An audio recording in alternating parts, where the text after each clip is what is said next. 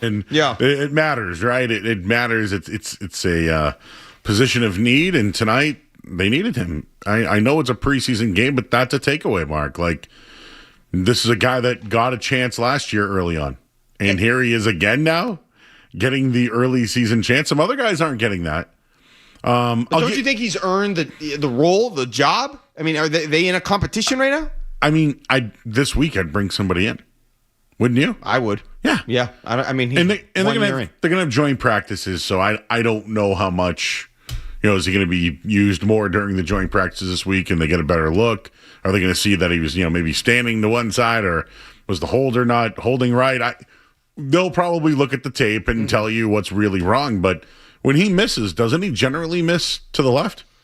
Yes. Isn't he more of a hook? He's more of a slice. Yes, for sure. So it's got to be something with him that's, I'm going to say mechanic, because in college the guy was, I know at college to pro, right? There's a difference, but the guy was automatic. Now that he's on this field turf, whatever that is now, is it field turf again? I don't know. Yeah. But according to Zoe, it's spiky. It's a little more spiky. And he kicked okay in the weather conditions, right? For a guy from Miami? From Miami, yeah. So he's still, he shouldn't be a lock, but he is right now. Well, we know Mike Vrabel is loyal to his guys. He was patient last year. He was patient with Ramondre Stevenson. He was patient with Borregales. I expect him to be the same. Even though, like I said, he did look a little annoyed. And I don't know if that means anything. I don't know if it was just an in-the-moment thing and everything will be fine. I'm not panicking. I'm just trying to take away from this game something that could be a factor in a regular season game, and that looks like it. Once again, it's a slow start, but I don't know. This isn't a Hall of Fame type of situation. I don't know who this guy is. He had a good year last year. Yeah, I not to change the position here, but I also saw him upset on the sideline. I'll give you a play that it didn't hurt them. Who's him? Mike Vrabel. Mike Vrabel was upset on the sideline when Kyle Williams, on a pass interference, didn't come back for the ball. Well, it wasn't a pass interference. No. Didn't they call the? Yeah, I thought I don't think they called it. I think they wanted. He said he wanted him to come back. Oh, okay. So that's what it was. He point is, he never came back. Right. Like, he kept running that route. When is Kyle Williams, who showed some nice little throw on the touchdown, a nice catch on that? He has run good routes, but we've seen him run bad routes. But that's a point of Mike Vrabel being upset with a player for not knowing the situation, right? Even I think there was a play to Mac Hollins, couldn't see the ball, still played, had a play on the ball. That was a pass interference. Yep. But overall, I like that Vrabel's like that, because I think he's using those all as teaching moments on the field, so these guys don't do it again. But Kyle Williams in particular, they're probably going to keep 7 wide receivers, but he's probably one that needs to make the team, needs to earn it. Yeah, I mean, it was nice to see him catch that touchdown. He flashed for a second in that moment. I still think it's an uphill battle for him. And I also wonder, they mentioned it, one of the McCourties on the broadcast, you're still learning. It's his second year. He's learning these things.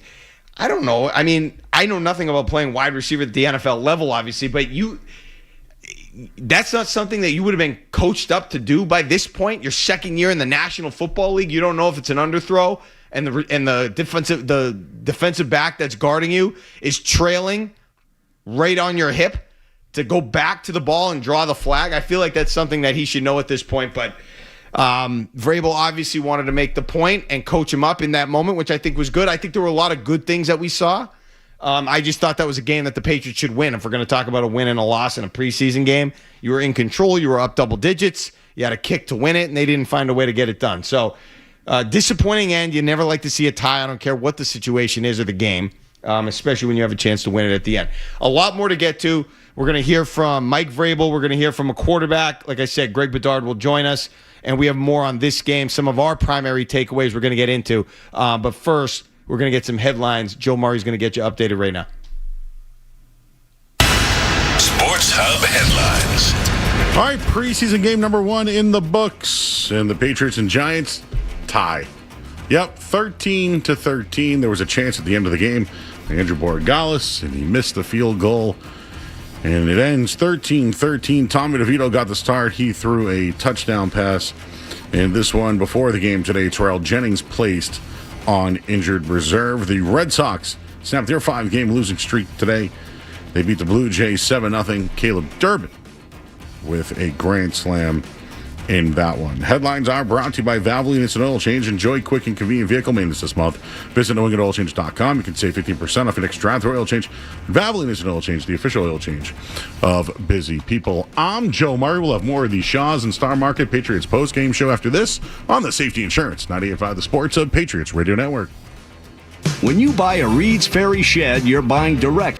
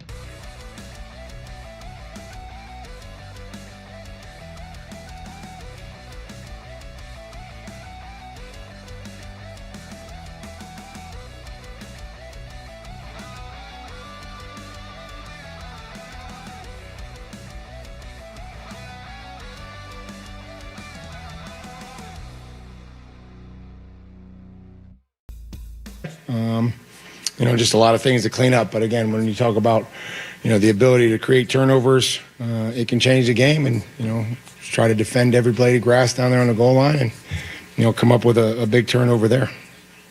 Dan Roach in the back. Mike, just kind of big picture what you took from the week with the joint practice and then tonight. Yeah, it's good work.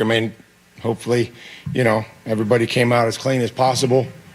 This good football team. They run the ball well and, good up front, and gave us multiple looks defensively throughout the practice. And I felt like it was good to work with them and try to have a productive game. Mike, just wondering when you knew Christian was not going to be here tonight and when you had that conversation. Christian was a group of many players that weren't here tonight. Agree.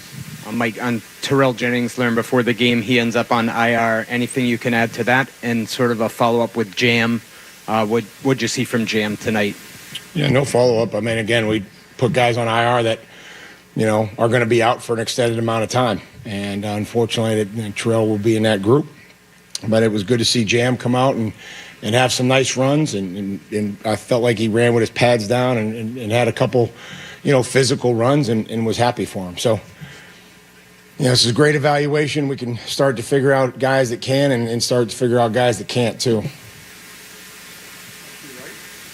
Mike, Andy missed a couple of field goals today. What was your message to him? 3. I don't have a message. We're expected to make them. That's pro football. They're banging them in from 60 yards. They got 2 kickers on the roster, so Andy knows that we have to make those field goals. Hi, Mike.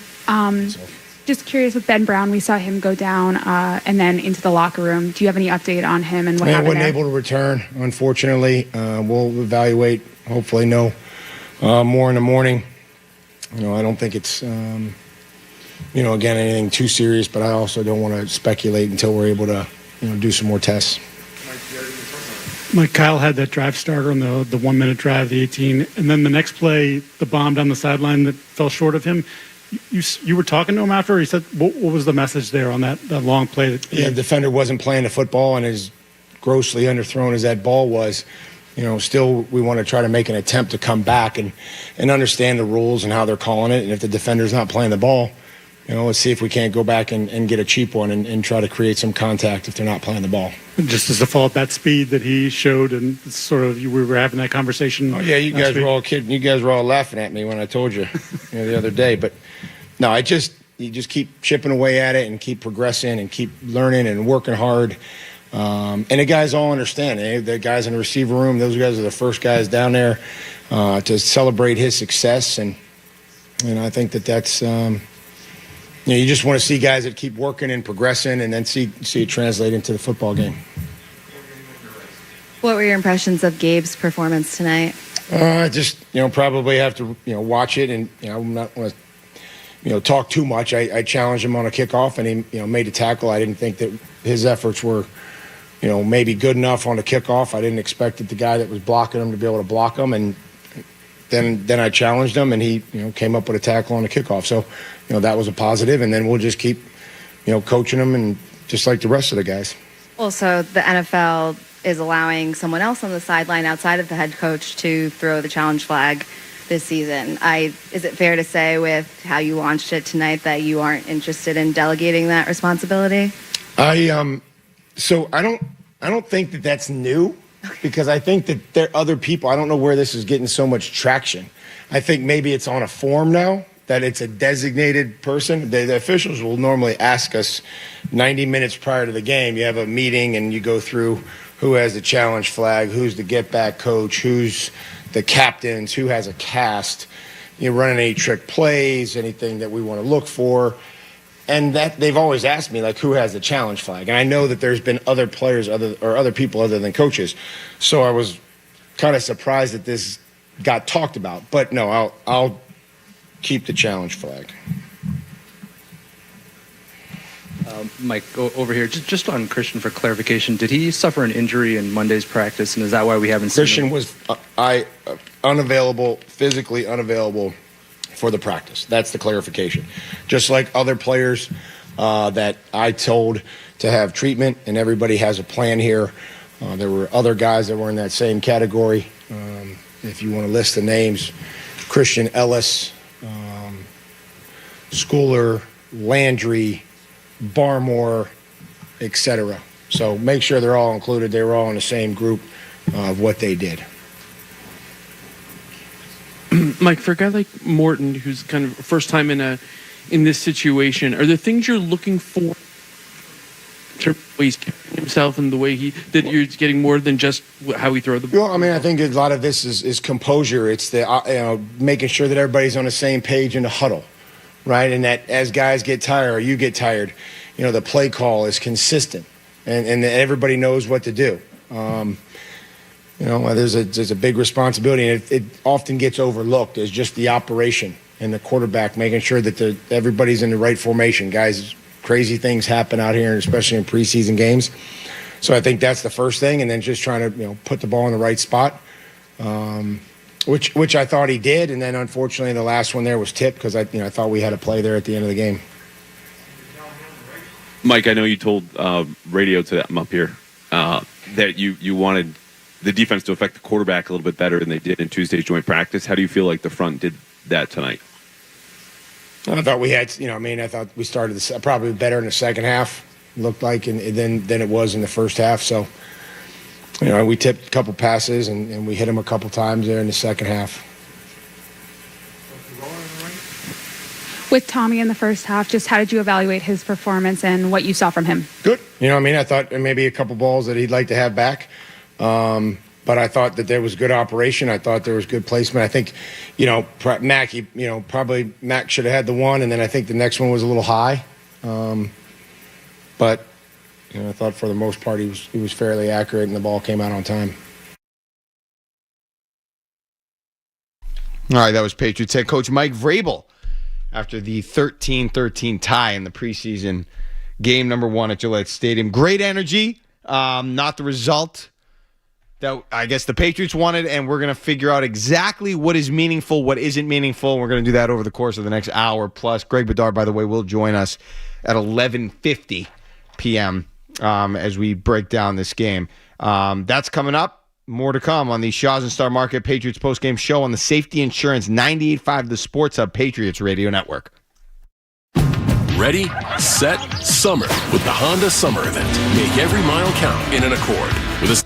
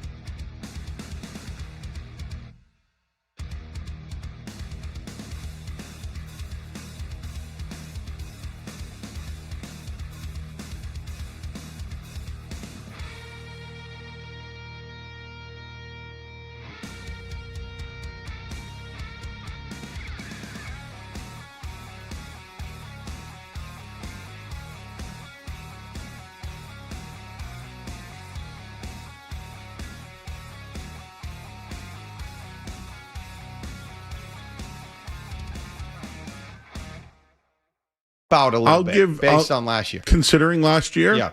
I will use that as a talking point for tonight. Good. It was impressive. But in terms of players, I will say, I know Gabe Akis was a big, talking point. And he's a second-round pick, very important player. Second-round pick at a position of need. Did he wow me tonight? He didn't wow me tonight. However, I do think on that first interception, he did create a little pressure, put the lineman in the lap of the quarterback. I think that was Richardson.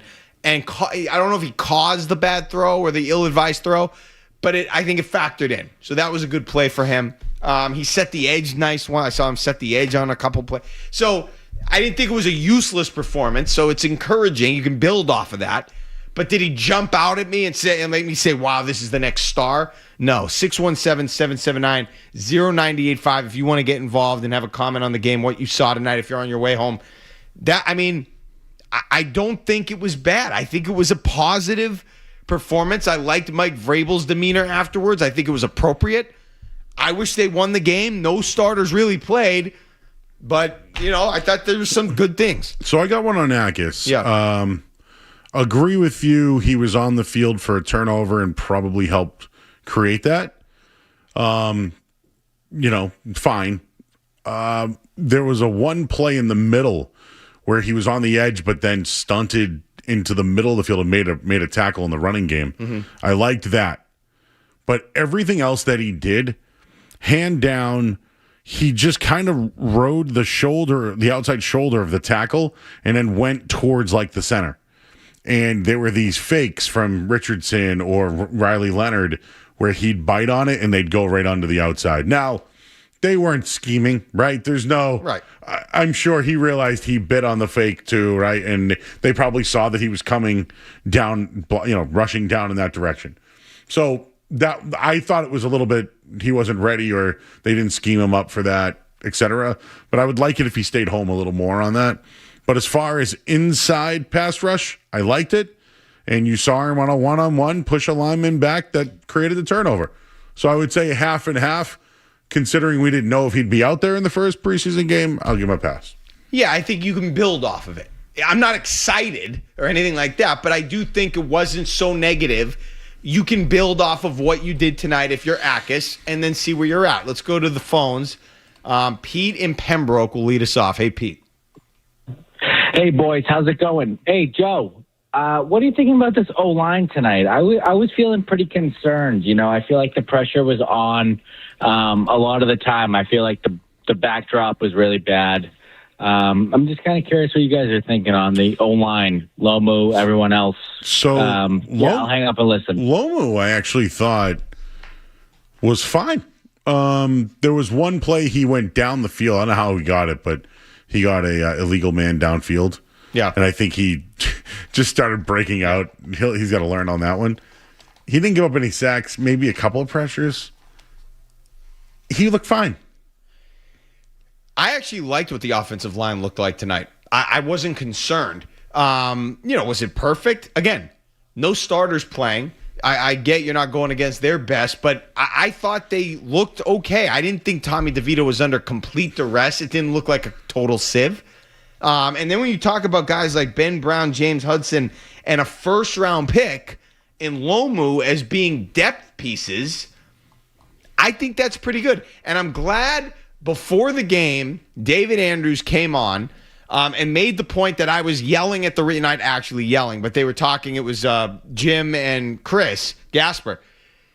Look, and we know this. I don't even need to say it, but I'm going to reiterate it. If you lose a starting player in the NFL, any team is going to be hurt by that. So I'm not going to go on and on about the lack of depth for the Patriots on the line or here or there, because any team that loses starters, it hurts. Now, some positions are deeper than others. Yes, for example, the Patriots wide receiver is very deep, so they can withstand. But you're not going to have every team have multiple positions with guys, that deep, where the position group is that deep.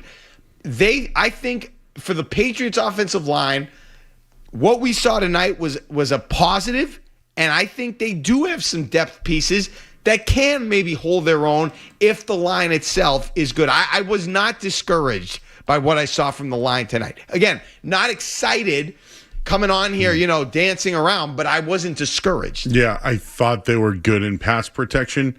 I would like to see them get better in explosive runs, but that was their second unit. Some of those guys aren't going to be around. Ben Brown did go down, though. Yeah. So he's important. They re-signed him. He can play guard. He's played multiple positions. He's played some center, hasn't he? He's been pretty good at it, too.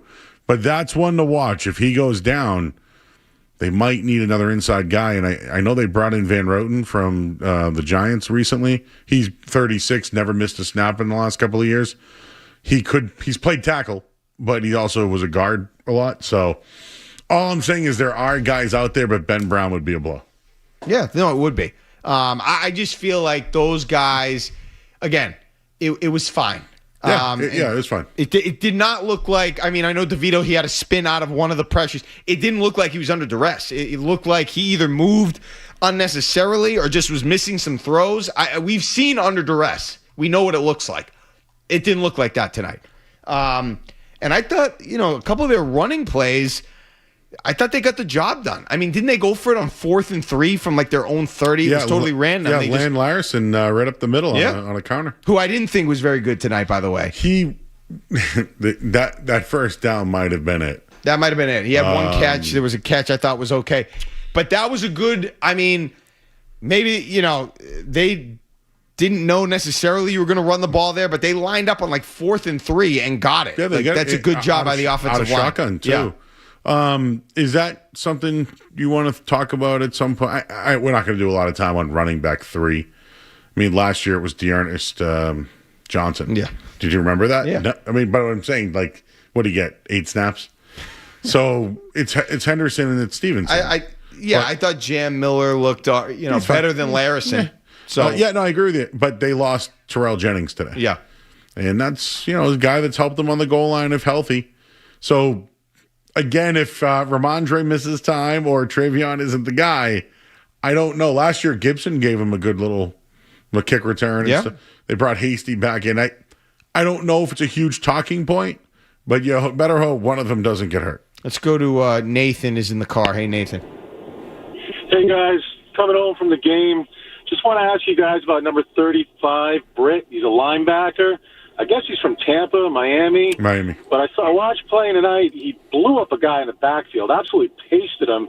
And then 2 plays later, he causes a fumble. What do you guys know about this guy? Yeah, he played a ton in Miami. He right now, Christian Ellis is the other linebacker with Spillane. Mm-hmm. He left practice the other day. Britt they brought in to be a veteran that can come in there. They like Muma, who was a part of this last year. But one guy that really stood out to me, which I think could put Britt's job security in there, Khalil Jacobs. I don't know if you saw him tonight. Dude was a monster. He's undrafted. I think he went to Missouri. But I'll tell you, they always have one kid that's undrafted every year. If they need some middle linebacker help, this could be it. But Britt is a veteran that's played in this division. And last year it was. Who was the other linebacker? He played at Tennessee. He played a little bit last year. I'll look him up. For the Patriots? Yeah. But they let him go in free agency this year. So they actually do need a third linebacker this year. Just on Britt. He had not been as celebrated for what he's been doing in practice during the training camp. But those 2 plays that the caller just mentioned were great. He had an explosive run stuff and then caused the fumble, which was a great chase down, punch the ball out, which, by the way, was a terrible call. I don't know why the refs couldn't see that in real time, that the ball was out and they needed a video assist there. I just don't know if his consistency has been there. And you say Jacobs has been more consistent in practice and in the joint practices, which I've been coached to understand that is more important now in the NFL preseason than what it used to be in the preseason games. I don't think the games are as important, honestly.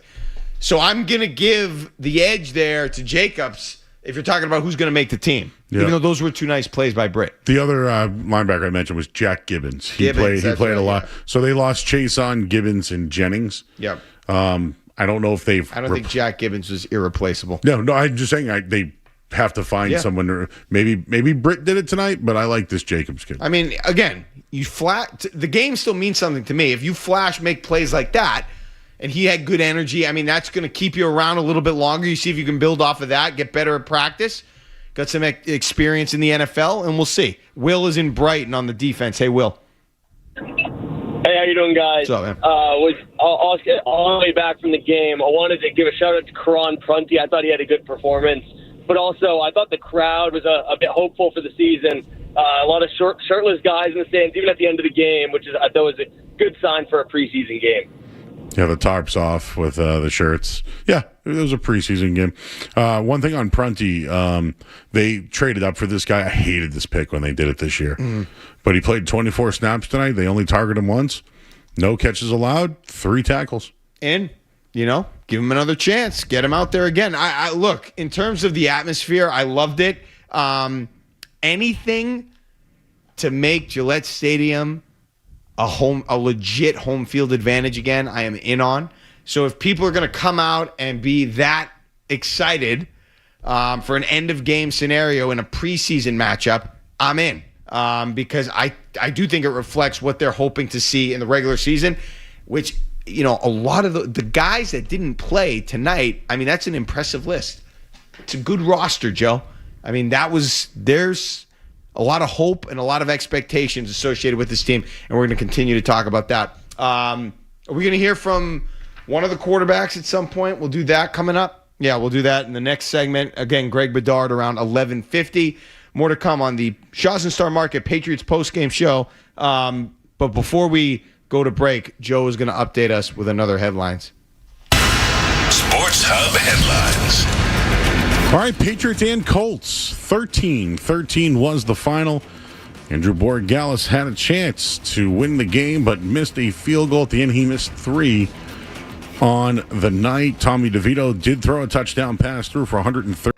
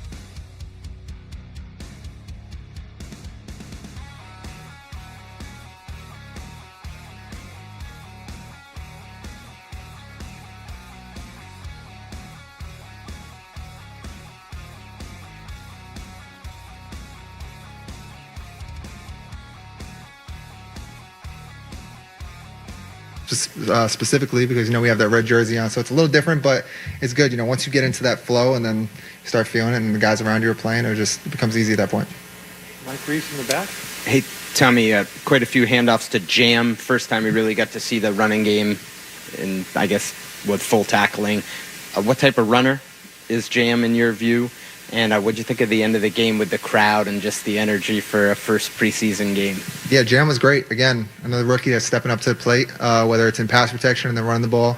I mean, he's confident in the huddle. You don't see him looking around and acting like he doesn't know what's going on. So he's confident, so that helps myself and everybody in the huddle believe in him and feel confident. So when we hand him the ball, he lowers his pads, he'll lay the boom on somebody. He also has a little shiftiness that I'm ready to see some more. The more tackling that I get to see him partake in, it'll be fun. But the crowd was a lot of fun. I don't know what they had going up in that little student section, if you want to call it that. I felt like I was in college again, but that was awesome. They were rowdy. It was a lot of fun.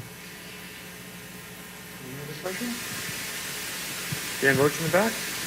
Tommy, how do you feel here in camp now with all you've been through as a quarterback? Do you feel like you're ready to take the lead, be the player you want to be? Do you feel comfortable here with Josh and everything that's going on? For sure, yeah. Like I said, just so much growth from the first day that I got here, from last year up until now, and so much more that I can even grow even more. So I'm looking forward to that. I really can't wait to get into this film, because there was a lot of mistakes that were made from everybody, myself included, whether I was physical or mental. For me, I'd rather the physical mistakes, because that's going to happen. You're going to want to throw back. You're going to miss a throw. That's just part of the game of football. But the mental ones are the ones that I'm trying to eliminate, make sure I'm going to the right spot with the ball, make sure I'm making the right read and doing all this and that, because those are the things that we correct in the classroom, and I'm trying not to make those mistakes again. So again, looking forward to it, but definitely a ton of growth from then until now, and I'm looking forward to build on it for next week.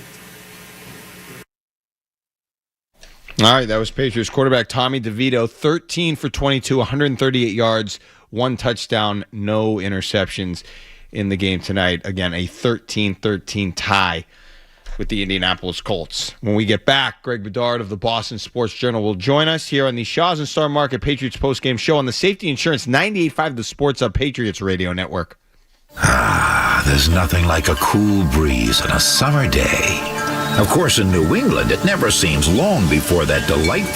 Arrow, I have no idea what was going on in the other preseason games tonight. No, we're not going to get into that. Don't worry. We're not going to have any questions about that. I do want to mention, though, that Greg, he's brought to you by the Best Auto Group. Looking for great deals on a new Ford or new Fords, go to the Best Ford in Nashua, and online at thebestford.com. Okay, we're not going to ask about any of the other preseason games, but I do want to know, Greg, from your perspective, who was the best, check that, who was the most important Patriots player to play in this game tonight, and how did they do?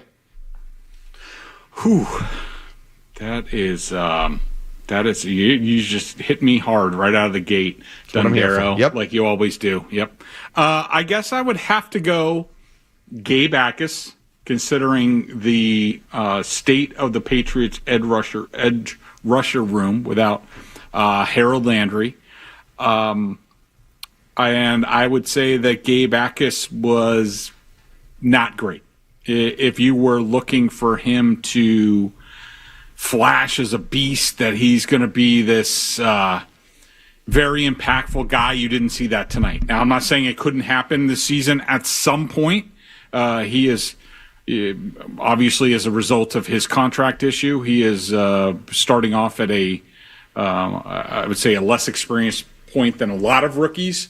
But, he was just okay. He did a few things against the right tackle. You could, depending on how you viewed it, you could say that he helped cause the first interception of the game.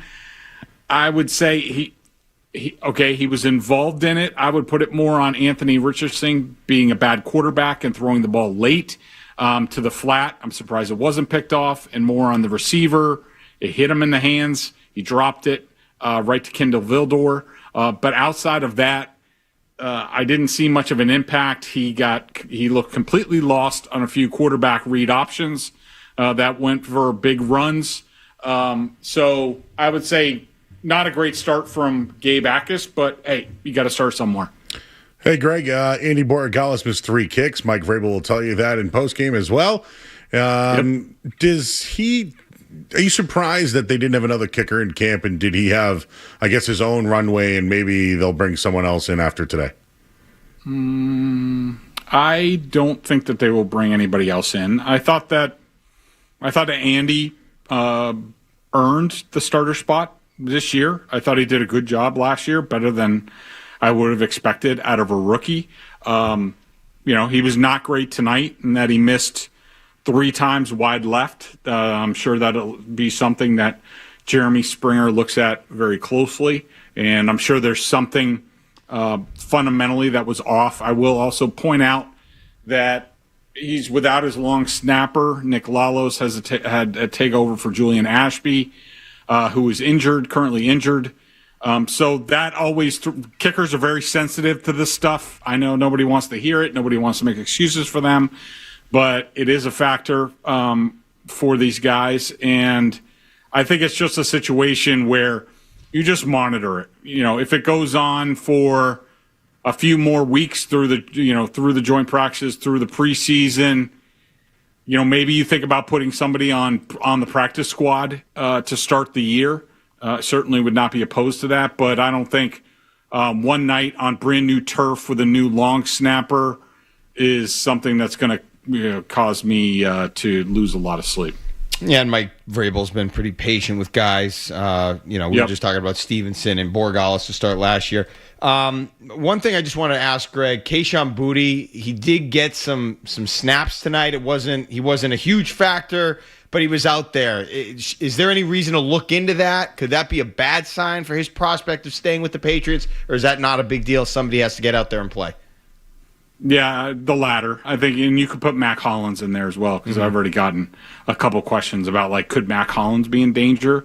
I mean, I'm never going to say never, but it would be a huge shock to me because, Mac Hollins is just a guy who's the ultimate teammate that somebody needs to play in the game. And really what you saw tonight is they basically kept the backups together. And, there's guys like Mac Hollins and Kayshon Boutte, occasionally Kyle Williams, who get reps with the ones, but really they're the bulk of the guys that are working with the twos. And so what we saw tonight was the twos, and that's, Hollins and Boutte and Kyle Williams and Efton Chisholm. And so those guys played together. And so, no, I'm not too, worried about it. I think, the only thing I would take away from Kayshon Boutte tonight would be, if the Patriots were trying to actively trade him, and that's at least what I believed a week ago from talking to people, then why didn't they try to showcase him a little bit more tonight? So maybe they pulled back on that. And, we've heard differing reports on that over the course of the last week, so maybe circumstances have changed. But he definitely wasn't a circumstance where they were like, you know what, we're going to play Kayshon Boutte, we're going to feed him the ball so that a team like the Colts, who are short receivers, might come after him. Greg, what'd you think of Caleb Lomu tonight? Okay. Not bad. Definitely, had some poor reps. About what we've seen so far in camp, where he's kind of hit and miss, which, you get those sort of things with rookies. They really lack the consistency. He'll have some really good reps. He'll have some really poor reps. And I thought we saw that tonight. I thought it was interesting that he only played right tackle. That could have been, and I'm guessing the reason was that he played mostly left tackle in the joint practice. So, hey, let's get him the reps in the game at right tackle. I mean, I also think you could make the argument to this point that Marcus Bryant, who did start at left tackle, and I thought was better than Lomu, that Marcus Bryant has been the better tackle out of those guys to this point. And so, we'll see. I can't wait to watch the film to see a little bit more, how he did. But first glance, I just thought it was, about a C- for him. What was on the first glance, your takeaway from the offensive line as a whole? I wasn't discouraged by what I saw. What did you think of their play overall? Yeah, I thought it was pretty good. I thought it was a continuation of what we've seen in the practices, where the pass blocking is pretty good, but the run blocking isn't great. I've been alarmed for a while about their lack of depth at guard. I think you could move that to a 5-alarm fire at this point, considering Ben Brown went out, who's probably, while he's a better guard than a center, if somebody went down as of today, if they had an NFL game, Ben Brown would be the first guy up at guard. Mm-hmm. And then Andrew Rupchick is probably right behind Ben Brown in terms of guards on this team right now. And both of them left the game today. I mean, I think you saw Mekhi Butler, one of their depth guys who they did give a chance at one point to sort of grab a backup role. He completely whiffed on a sack in this game, and that's what you see in practice as well. So, I thought the second team offensive line was, pretty decent, but the depth, especially at guard and now center, is really awful. Greg, what should we expect next when it comes to Christian Gonzalez availability? I know you guys reported that it was some sort of injury why he may have not been at joint practices. Is it Saturday that they come back to practice and then next week's joint practice? What should be the expectation on maybe Christian Gonzalez availability? Yeah, it's Joe, it's definitely going to be cloudy. Because because it's it's certainly complicated. I mean, Vrabel said today that, and I'm sure you guys have gone over the quotes. I'm just trying to find it. He said that he was asked for clarification on Gonzalez about, whether he had an injury. In Monday's practice, that kept him out Tuesday. He said Christian was physically unavailable for the practice. That's the clarification. I had reported that the day after, and certainly that's what the team saying, and Vrabel said it tonight, said it on the pregame show as well. But it's easy for them to, if it is a contractual thing, and Gonzalez wants to withhold himself to prove a point to the team, then you use an injury to do it. Now, the team's not going to come out and say, yeah, he's not practicing because of his contract situation. They're not going to do it. Gonzalez isn't going to say anything, I doubt. So I guess we'll see whether he's out there on Saturday. You would think it didn't look like it was major from the reporters that were there on Monday. I was not there. That's what Giardi told me. It looked like he tweaked something, but then he was able to run it off. But I'm sure Vrabel, especially with veterans and important players, they take an abundance of caution. So I'm sure they're like, Christian, just sit out, stay home. A bunch of guys stayed home tonight, including Gonzalez. It wasn't just Gonzalez. It was all the injured guys who were totally unavailable tonight. Were not here. And I'm sure they told them, hey, let's see where we are on Saturday. So I would expect him to work in some part, at least to test it on Saturday, and we'll sort of go from there. All right, more from Greg Bedard from the Boston Sports Journal coming up, including, Greg, I want to know what your best preseason prognostication of your career is. Okay, so we're going to get into that. Joe Murray's going to have headlines for us, but first, let's pause 10 seconds for station identification on the 98.5 The Sports Hub Patriots Radio Network. From the Town Fair Tire Studios, this is Boston's home for sports. WBZ-FM at HD Boston, 98.5 The Sports Hub. The media group station. Sports Hub headlines. Wow, Patriots and Colts, 13-13 tie. Not a draw, a tie.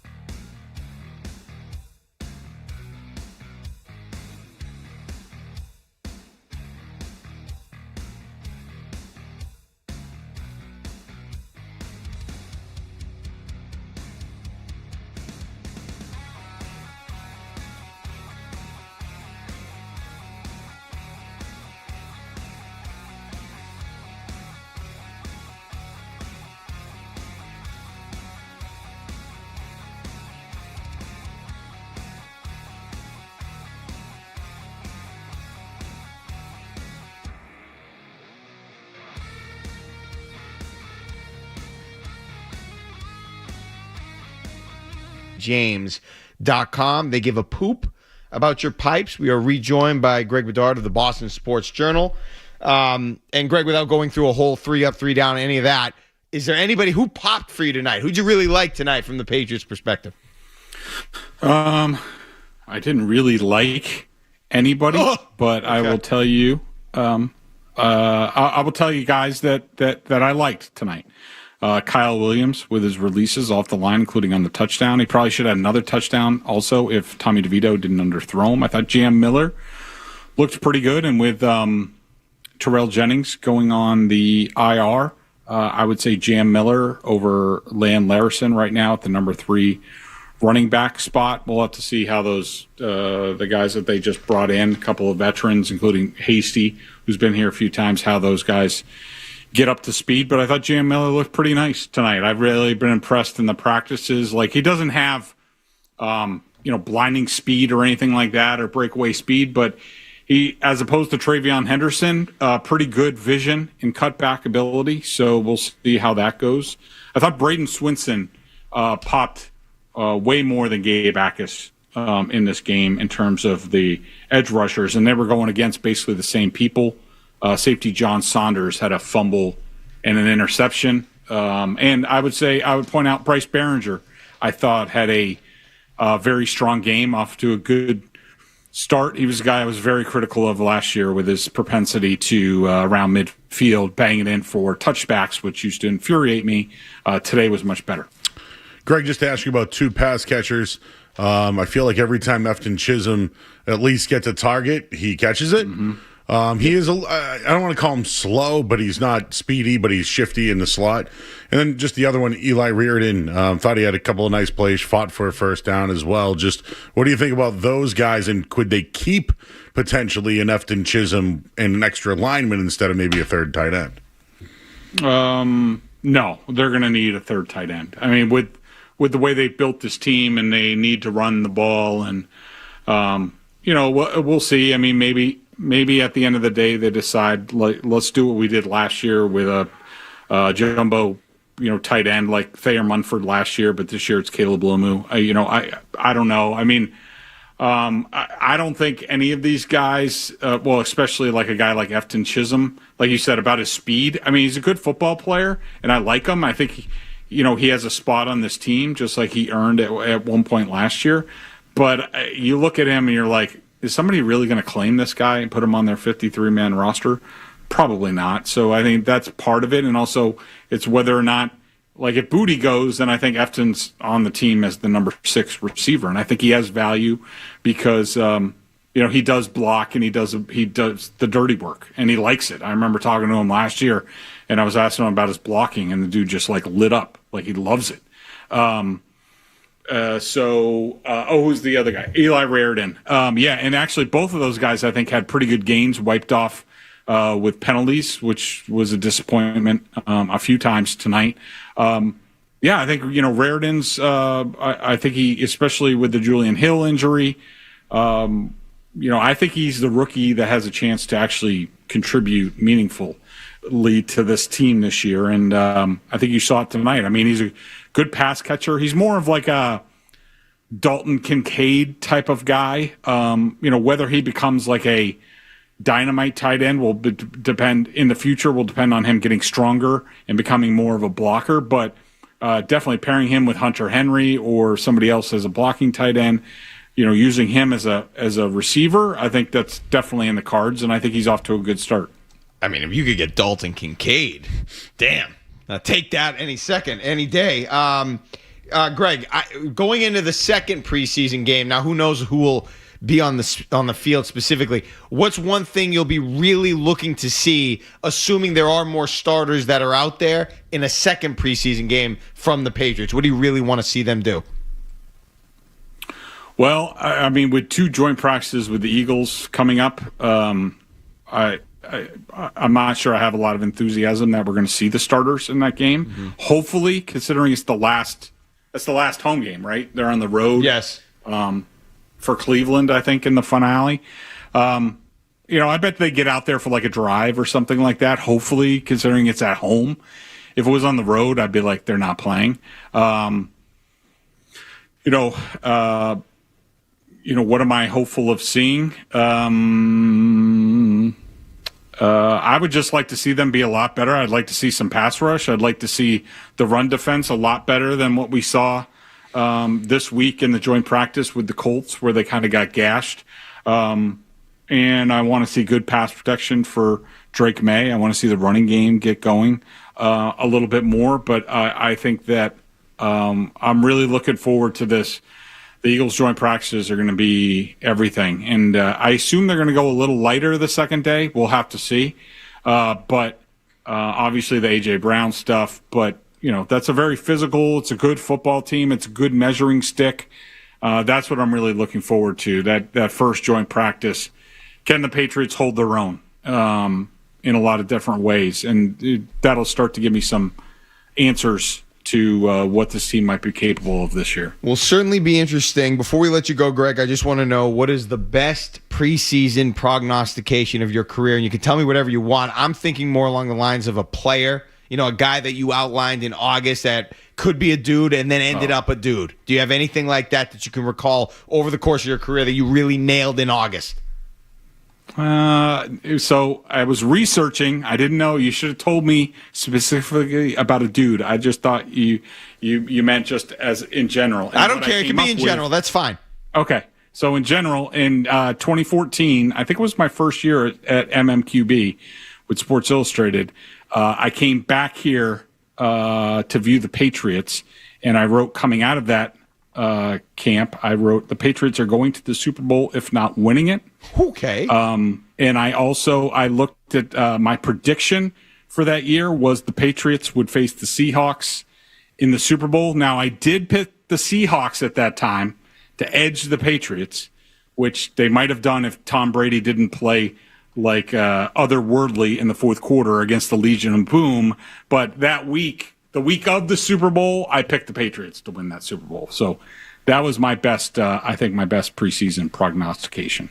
Noted. Great call. Greg Bedard of the Boston Sports Journal joining us. Greg, always a pleasure. Looking forward to the season. We'll talk to you after preseason game number 2. Thanks, Greg.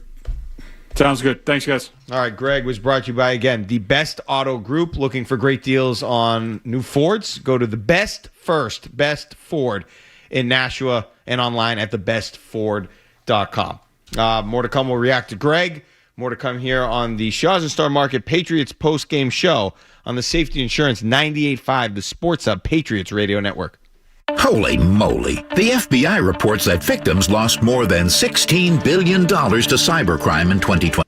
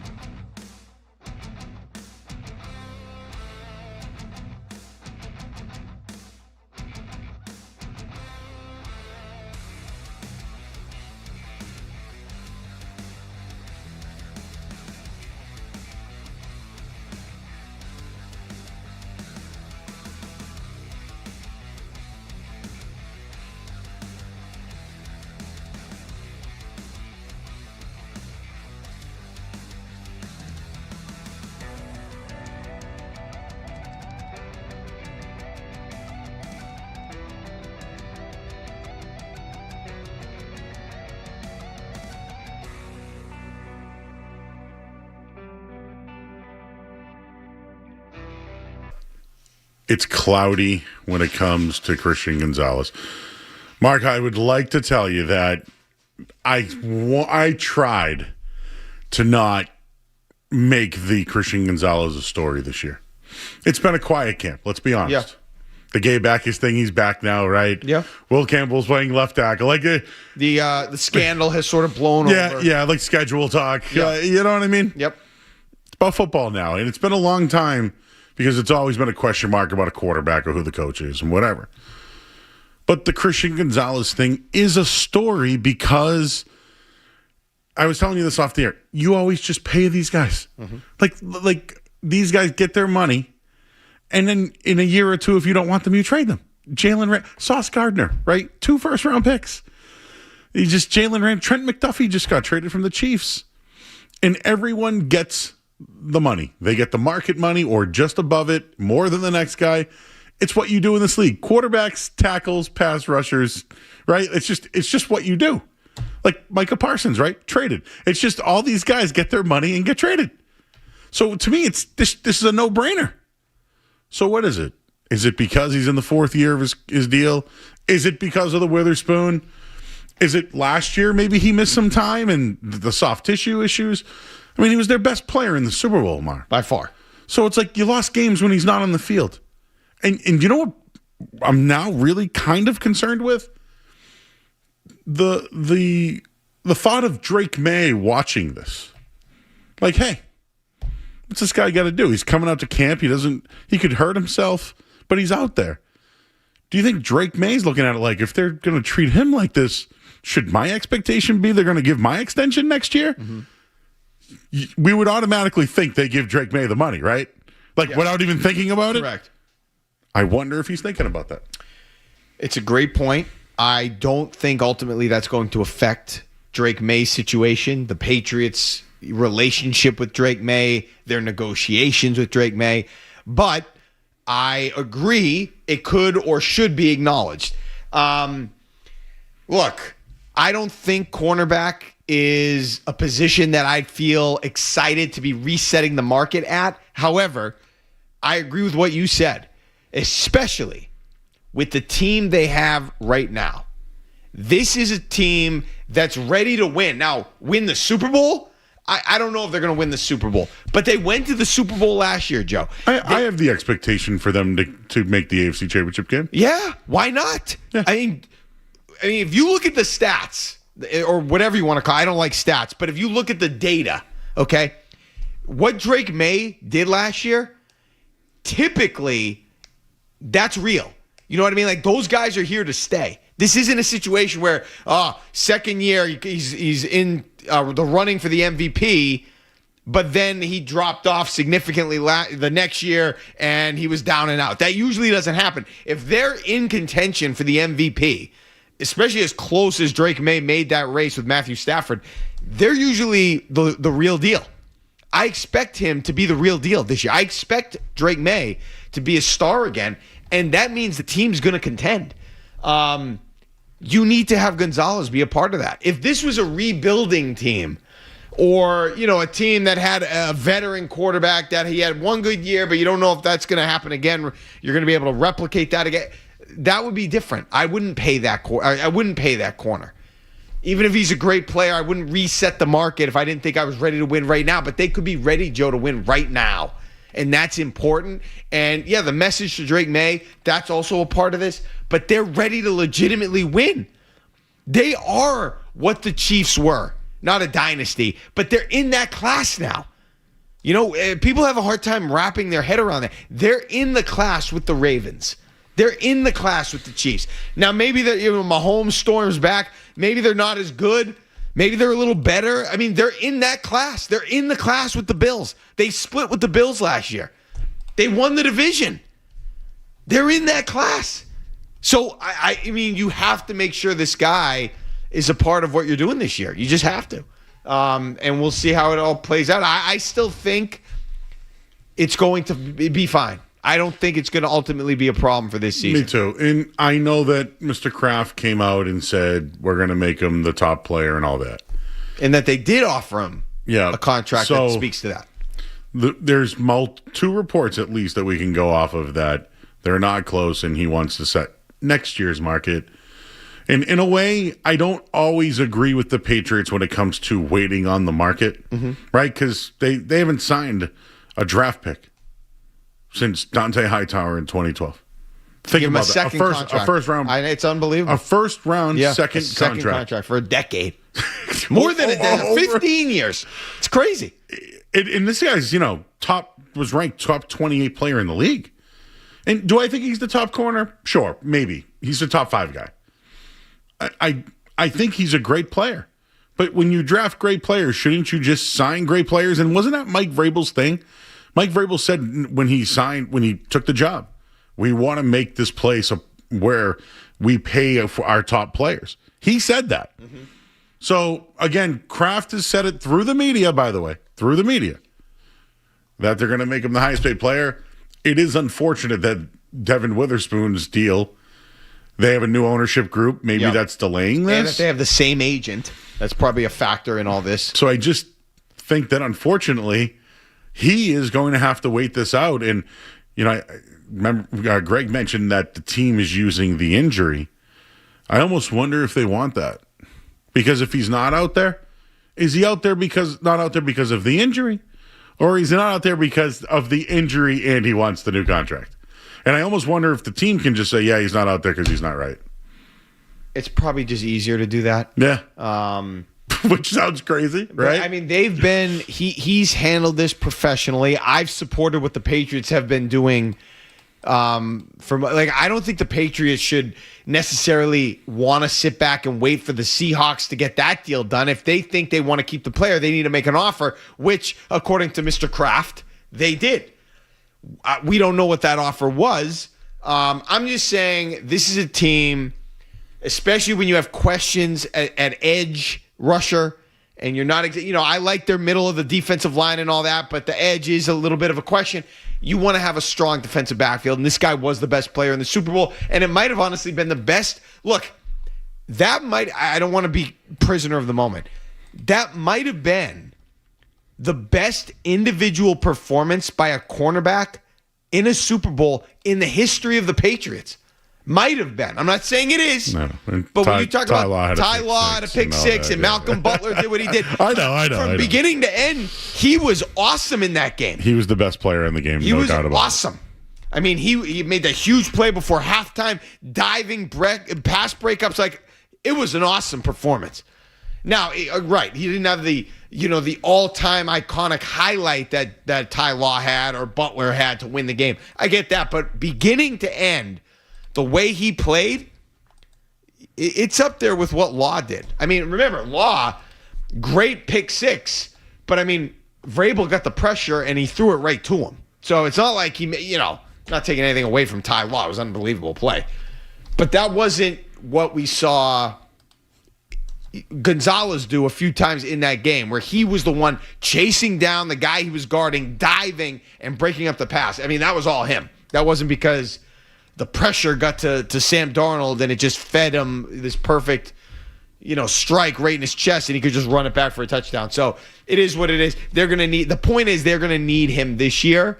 They're going to need him engaged, happy, and as productive as possible if they want to try to get back to where they were, which I think is entirely possible given this roster and what they have to work with. I mean, Drake May, all these receivers, do you expect Travion Henderson to take a step forward this year? I do, yeah. Yeah. I mean, he was pretty good last year. If he takes a step forward, if he's Kevin Falk on steroids or somebody, like that, James White, and then, that's a good piece to have with all the pass catchers they've got. And now you're talking about Eli Raritan becoming Dalton Kincaid. I mean, that would be something. He looked good. Yeah. So he's just, that's a kid that's coming off an injury, but played at Notre Dame last year, and they're becoming Notre Dame, like tight end U. Like Tommy Tremble's playing great in Carolina, right? Like they got a lot of guys in the league right now, and just the reason why this kid fell is because of the injury. Yeah. So they might have something here. There's been tight ends that have come out of it. Wasn't Kyle Rudolph Notre Dame? Yep, Kyle Rudolph was Cole Kmet. Yeah, with the so they've been producing a lot of tight ends, and I believe in that. Yeah, LSU and wide receiver. I mean, look at Booty. Yeah, he's for whatever reason. Ohio State, their wide receivers have been pretty good. So, how about Alabama running backs? Because the Pats have one. Yeah, Jan Miller. Not as high on the Alabama. I mean, I covered Trent Richardson. I thought he was going to be awesome. And then he went. Trent Richardson's like one of the largest. And then Derrick Henry was bigger. I don't know how that happened. Henry's been real, obviously. I mean, I saw a game at Ole Miss where Richardson just ran over and around and everything. He dominated, and I thought this guy was the next, whatever you want to call it.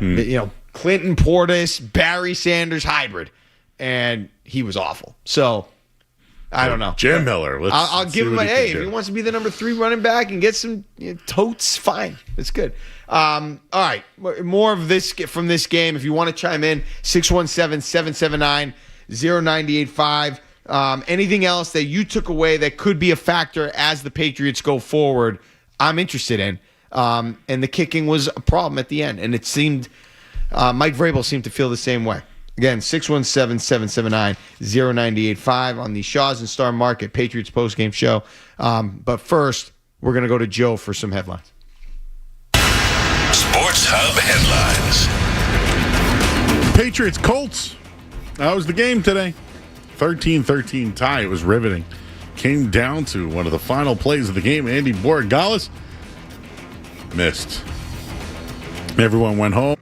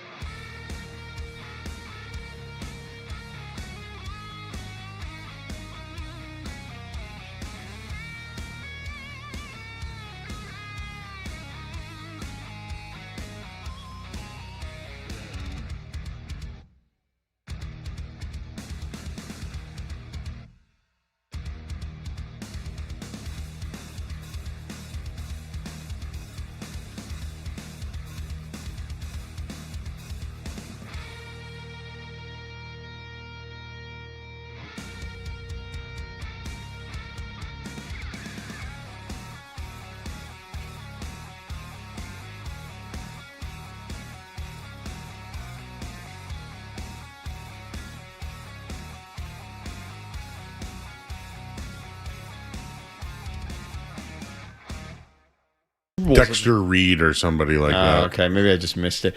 Adam Vinatieri had gone into the Hall of Fame a few days ago. Give me your best Adam Vinatieri take you got right now. Anything on the speech, his career? Yeah, anyone that I know that played with Adam Vinatieri called him a football player. Okay. They never said that he was off to the side working with the snapper and the punter. Nope, he was always on the field. One thing that I did like about him, obviously, you remember the Herschel Walker takedown early on. But the dude played for NFL Euro. He was in Amsterdam. He beat out Matt Barr, who won a Super Bowl with the Giants. He was a rookie on that 96 team. He made a lot of big kicks for them. Even with the Pete Carroll era, Vinatieri was a solid kicker. Now, he didn't make them all. That's like the one thing I kind of liked about him was that he would miss them, but with the game on the line, similar to like tonight, might have had a bad night where he missed a couple of kicks, but game on the line, who's the guy you want out there? That's Vinatieri. Just one last thing I'll say we know about his kicks in the snow. I was at the snow game. 27 seconds left. I never saw the ball go through the upright. True story. And the one that sent it to overtime. Mm-hmm. Never saw it. I don't know how he kicked it. I to this day, it's still being at an event. Still don't understand how it happened. But I still go back to the 07-08, that Super Bowl, the undefeated season. He didn't want to be franchise tagged again. And he left and he went to the competitor. And he prolonged his career and, he was great. He won and helped Peyton Manning win another Super Bowl. Correct. He was huge for them. But the fact that they went with a rookie in that Super Bowl, the undefeated season. Yeah. Still think that if they went for it on that fourth down or they went for Vinatieri instead of Gostkowski, it's a 10-3 game heading into the fourth quarter. You're up a touchdown. And I think that team didn't have the perfect season. Because they didn't have the perfect kicker. That hurts. That one hurts me. I've never really thought about it like that. Look, this probably isn't the time to have the conversation, but the kick in the snow, with all the success that all the teams in Boston have had, that's got to be up there as one of the best plays, not just in Boston sports, individual plays in sports history, doesn't it? I mean, when you talk about the magnitude of the kick, what ended up transpiring after that kick was made and what it spawned, and the degree of difficulty of that individual play. I mean, again, keep in mind, 2001, a 45-yard field goal was a much bigger deal than it is now. The guys weren't hitting 55, 57-yard field goals with ease back then. 45 yards in good weather was kind of like you hope he makes it in good weather, let alone in a snow blizzard. It's got to be one of the greatest plays, individual plays in sports history. When you factor in the magnitude of the moment, what it ultimately led to, and the degree of difficulty. Those three things, it was an incredible singular play. Incredible. And to add another layer to that, if the tuck rule never happens, they don't get to that point. Sure. Like and the tuck rule was the right rule. It was just a bad rule. It's the right call. Yeah. It's just a bad rule. The other thing I'll say on Vinatieri is you can't mention the game historically without mentioning Adam Vinatieri's name. Like, you can't tell the story of Super Bowls without mentioning Adam Vinatieri. No. And, Mark, I grew up in an age, I'm only a couple of years older than you. And you went to this big-time high school football, right? Zavarian's one of the biggest was this, around here, it was a factory, They've right? won 3 straight state championships. Everett, when it comes to public schools. Yep. Brockton. But the kicker is important, and I think there was an era where people didn't look at the kicker as important. They looked at him as the kicker. Yeah. And it's, who's that guy? Oh, we'll find one, or somebody else can kick. I think he belongs in the Hall of Fame because he was the first guy that just wasn't that. I can't stress enough, and I almost wonder if the Patriots, after winning 3 Super Bowls and getting Tom Brady and developing him and having other guys that they drafted, and they didn't prioritize the importance of Adam Vinatieri enough. They let him walk to the other team. Like, how do you let a legend walk? Right? Like, fair. You let him walk. In the speech, he went after being franchise tagged. He made the little chuckle about Belichick, right? Yeah. Talked about the ball boy, right? Was that a shot at cheating, right? So he had those little zings. At the time, I thought it was tasteless, but in the end, or not the right place, I should say. Yeah. But in the end, was he wrong? No, he wasn't wrong. I didn't think that was the time. I agree with you. To make those, to have shots. But who else can do that besides Adam Vinatieri? Sure. Like Ty Law didn't do it. He left. He had a bad breakup. Yep. Richard Seymour got traded. Yeah. Right? Like Randy Moss was sent to the Titans. Right. He didn't win with them. I'm just saying, like, everyone had a fallout. Brady, what's going to happen? Like, Brady's going in as a Patriot, right? I mean, we hope, right? Yeah. I mean, I'm just saying, Adam Vinatieri went in as a Colt because he had. Do they do that in football? Is that no? Okay. They don't do that. I mean, but he went in as a Colt owner, right? It was the Colt that introduced him. It was somebody affiliated with the Colts. Peyton Manning was there. Tom Brady wasn't. Yeah. He represented the Colts that day. You're right. That's crazy. That is. Not one guy from the Pats was there? Belichick, Kraft, Jonathan? I mean, you don't win without him. Brady? Yeah. What was it? What did he do? What did he do? He only won you 3 Super Bowls. Helped you go to another one. Actually, went to a couple, right? So I'm just saying he went to 4. He won 3. Yeah, now that I'm thinking about it in my head. And then he went with one with he lost the one in 96. It just, what happened there? Yeah. Why didn't you prioritize the all-time game-leading scorer? Makes no sense. I just, I thought maybe Hall of Fame speeches are evolving or people are getting, they have less respect for the entire Hall of Fame as it is. But the Hall of Fame speech to be taking shots and wagging your ass at people, I just didn't think that was the time. That's the time for gratitude and reflection and all of that. You do that on a podcast, not during the Hall of Fame. I didn't have a big problem with it. But the thing is if you, I don't disagree with you because at first I thought that, but after a while I think he really wanted to on a national stage. Yeah, Belichick's not in and Kraft's not in. He is. Yeah, sure. And he was also talking about balls, like the ball. I thought that was weird. That was weird. A little weird in the Hall of Fame. McAfee and holding my balls. Whatever. The footballs. Anyway, well, we don't want any tech. When we get back, we'll wrap up this game, preseason game number 1, a tie between the Colts and the Patriots, 13-all on a missed field goal from Andy Borgals. He missed 3 of them, as Mike Vrabel told us in the postgame. We already knew that, but he reiterated it in the postgame press conference. We'll wrap up the show in the Shaw's and Star Market Patriots postgame show on the Safety Insurance 98.5 The Sports of Patriots Radio Network. Chevy trucks have you covered when the road takes you from smooth sailing to Chevy Colorado will eat up some of the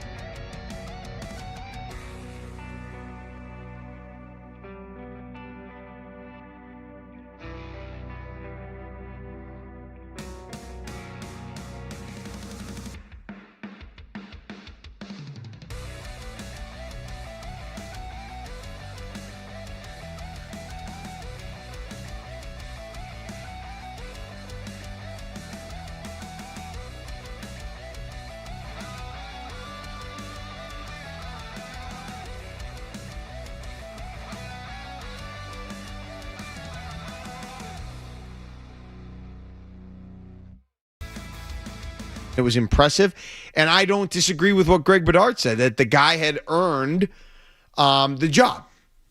But this isn't some Hall of Famer. This isn't some prodigy.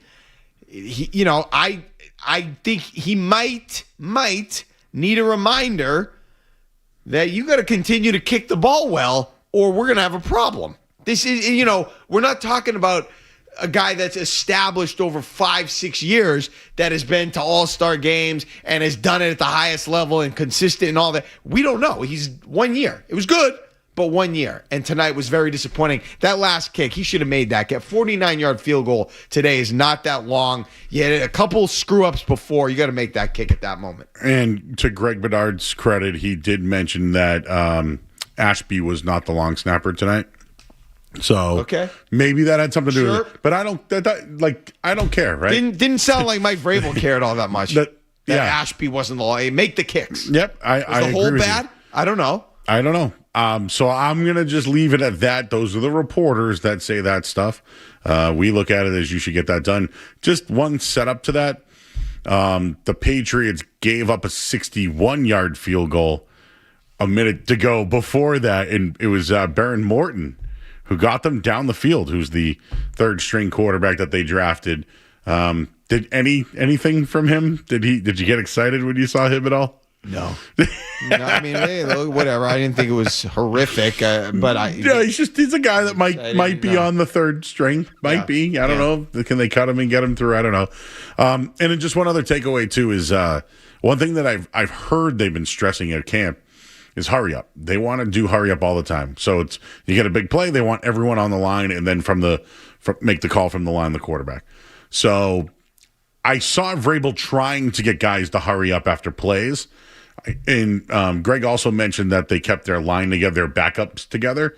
So maybe that's one of the reasons why they did that tonight, to show that hurry up. I like that.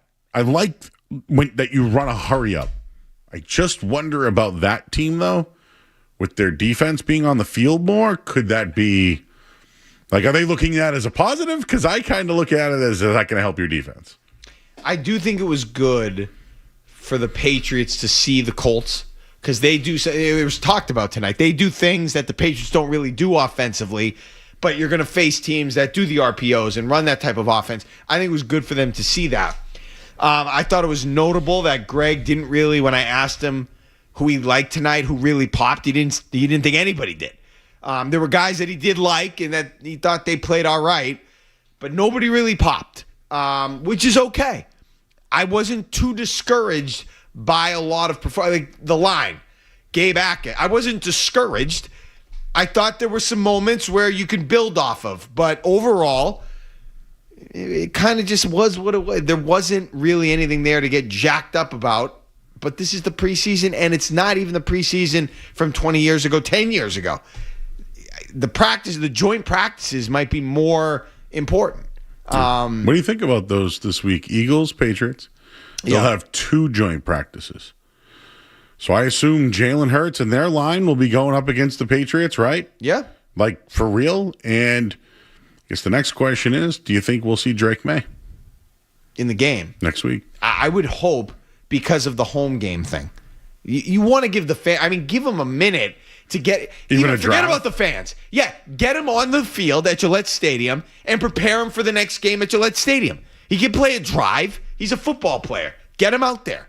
2 drives. Would you want a Ramondre and a Travion? Get them out there. It's football. Get him out there. Will Campbell, even though. Yes, Will Campbell, especially. We're still wondering what we're going to see out of Will Campbell. I need to see Will Campbell. I think it's a big week for Will Campbell. I know he's been good. People have liked him. Against that Eagles front, I want to see him this week. This is a big week for him. And yes, I'd put him in the game. And all right, if it's not the starters, maybe you give him some confidence playing against the non-starters. I want to see him. He's not even established. Do you see A.J. Brown? I would hope. It's his former team. In the game, I don't know. I'm not as concerned about him in the game. I think there's going to be enough at the practices and some chirping, and I think the intensity will be there. I think you know what you have in him. But May, I want to see him. I want to see Will Campbell. I want to see Jared Wilson. I want to see the line. Some of those starters. I don't know if I need to see Morgan Moses necessarily, but some of those starters I should see, especially if May's out there. And if you're going to, just to reverse it, if you're going to play some of those starting linemen, put May out there and give him some reps. I want to see them. The games, to me, Joe, still mean something, the preseason games. The practices are fine. I get it. The league's evolved. The games still mean something to me. So I want to see some of these guys in the game. That's what I want to see. All right. Well, hey, listen, I am curious about Saturday. Who's there, who's not? We'll be on Christian Gonzalez watch for that on Saturday as the team will get back together. And then, they'll have joint practices this week. The game's on Saturday. A week from this Saturday. So you and I will be on A week from this Saturday. Yeah, it's the 22nd, 7, a little earlier. Today was 7:30, so that mark your calendars. The next game is at 8 after that. So, and that's a Thursday night? Yeah, the 27th. So, and then they don't play for a couple of weeks after that because they open on a Wednesday. The long bye now. Or it's not a bye. Also, Labor Day is like the second week of September. Yeah. Which is odd. We can worry about all those scheduling issues as we go down the road. But this is the big pinnacle of the preseason here. This Eagles week. The most important week of the preseason. You're going to see a real team. There's going to be some real, feelings on both sides with the A.J. Brown, all that. And then the game, which is the last home game for the Patriots. You'd think you'd see some of those guys to give the fans a look. All those things are going to be in play. So we'll see you then. We're going to wrap the show up. First, though, Joe is going to give us the headlines after we pause 10 seconds for station identification on the 98.5 The Sports Hub Patriots Radio Network. From the Town Fair Tire Studios, this is Boston's home for sports. WBZ-FM at HD Boston, 98.5 The Sports Hub. Sports Hub headlines. The Patriots tied with the Colts tonight, 13-13. Came down to a kick. Andy Borregales, 49 yards, just missed left. But Kyle Williams had a touchdown pass reception from Tommy DeVito tonight. The defense, 4 turnovers in this one. Ben Brown did leave the game with an injury. No update on that. Terrell Jennings placed on injured reserve. The Red Sox snapped their 5-game losing streak. They defeated the Blue Jays in Toronto today 7-0. Caleb Durbin hit a grand slam, and Peyton Tolley mowed down 15 in a row in the win. They'll take on Pittsburgh tomorrow, and the Celtics schedule has been released. Jaylen Brown will play his first game in Boston as a Sixer against the Celtics on January 21st. Headlines, they are brought to you by Valvoline Instant Oil Change. Enjoy quick and convenient vehicle maintenance this month. Visit NewEnglandOilChange.com. You can save 15% off your next round through oil change at Valvoline Instant Oil Change, the official oil change of busy people. We will wrap this thing up. Coming up next here on the Safety Insurance 98.5 The Sports Hub Patriots Radio Network. I heard from my future self yesterday, right after getting in an accident. Good news?